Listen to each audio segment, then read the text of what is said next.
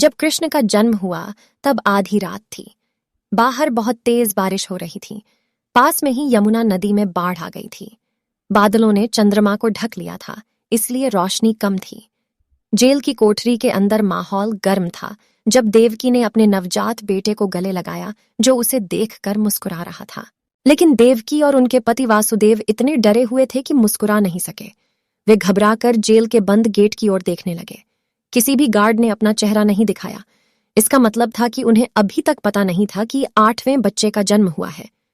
इसका मतलब यह था कि मथुरा के राजा कंस को भी जन्म के बारे में पता नहीं था। कुछ ही वर्ष पहले कंस देवकी का एक समर्पित भाई था। वे चचेरे भाई बहन थे और एक दूसरे के बहुत करीब थे। उसके विवाह के दिन नवविवाहित जोड़े को एक जुलूस में ले जाया गया और कंस ने स्वयं रथ चलाया। ढोल की थाप के बीच, हर्षोल्लास के बीच एक आवाज सुनाई दी, तेज और स्पष्ट। देवकी की 8वीं संतान इस संसार की सभी बुराइयों का नाश करने वाली होगी। दिव्यवाणी सुनकर सभी प्रसन्न हुए। देवकी का पुत्र अच्छे दिन लाएगा। दिव्यवाणी सुनकर केवल एक व्यक्ति कांप उठा, कंस। उनके पिता उग्रसेन उन्हें बार बार चेतावनी देते थे, तुम्हारे पास शक्ति और शक्ति है। मैं केवल यही चाहता हूं कि आप धर्म पर ध्यान दें। आपको अपनी ताकत और शक्ति का उपयोग सभी की भलाई के लिए करना चाहिए। कंस असहमत होगा। केवल योग्यतम ही जीवित रहेगा, वह तर्क देगा। मैं ताकत और शक्ति की पूजा करता हूं। मैं लोगों में डर पैदा करना चाहता हूं ताकि कोई मेरे लिए खतरा पैदा न करे। एक क्षण कंस अपने चचेरे भाई के प्रति प्रेम से भर गया।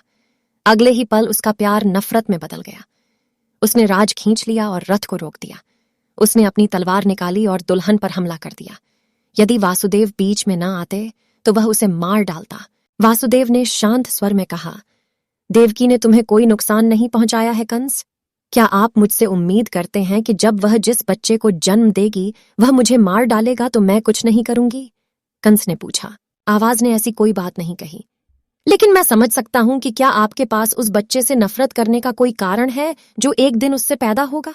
लेकिन आपके पास देवकी से नफरत करने का कोई कारण नहीं है, वासुदेव ने बताया। उसकी जान बख्श दो। हम अपने यहां पैदा होने वाले हर बच्चे को तुम्हें सौंप देंगे। कंस अनिच्छा से सहमत हो गया, लेकिन यह सुनिश्चित करने के लिए कि जोड़ा भाग न जाए, उसने उन्हें जेल में डाल दिया।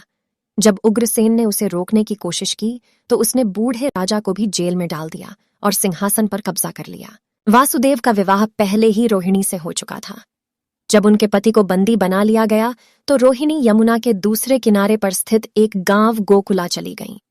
उसने ग्राम प्रधान और वासुदेव के मित्र नंदा के घर के बगल में एक घर ले लिया।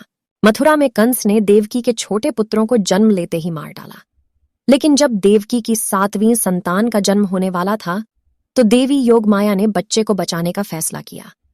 जन्म लेने वाला बच्चा चमत्कारिक ढंग से रोहिणी को स्थानांतरित कर दिया गया, जिसने अगले ही दिन गोकुल में बच्चे को जन्म दिया। अपने साथ हुए छल से अनभिज्ञ कंस ने सोचा कि देवकी की 7वीं संतान मर गई है। उनकी इच्छा थी कि 8वें बच्चे का भी ऐसा ही अंत हो, लेकिन वह जोखिम लेने के लिए तैयार नहीं थे। उसने देवकी पर नजर रखने के लिए और अधिक रक्षक तैनात कर दिए। गार्डों से कहा गया कि 8वें बच्चे का जन्म होते ही उसे सूचित किया जाए। वह जेल में आता, बच्चे को उठाता और अपने हाथों से मार डालता। अब जब 8वें पुत्र का जन्म हुआ तो देवकी भय से कांपने लगी। वासुदेव ने उत्सुकता से कारागार के द्वार की ओर देखा। उन्हें डर था कि कंस किसी भी क्षण प्रवेश कर सकता है।